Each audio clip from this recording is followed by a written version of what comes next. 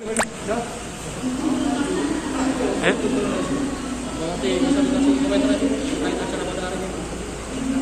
ini acara ada dua beda acara. Yang pertama pelantikan pemimpin kapal PGRI dan operasi kapal. Kemudian yang kedua penutupan acara tryout oleh organ PGRI, namanya PGRI Smart Learning and Practice.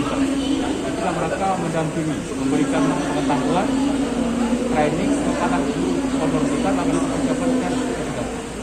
Kemudian jauh dari pengemudi dan juga memberikan pengetahuan. Dan saya minta oleh Kom PGRI Sarawak tidak hanya sebatas tryout 3 hari, tapi pendampingan 3 hari dan diberikan bedah banyak hal pada kegiatan.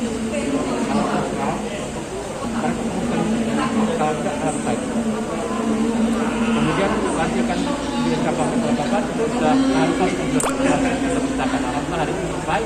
Tinggal kita akan melaksanakan rapat konstitusi pada DRC 6 bulan setelah nanti. Kota yang kita ajukan 1.200. Tujuan dulu pendidikan. Belum sampai sekarang. Tapi insya Allah paling lambat Agustus akan keluar kuota P3K dan kuota CPNS Sarawak. Informasi kita insya Allah doakan CPNS akan lebih besar di tahun kemarin, kemudian kuota P3K juga.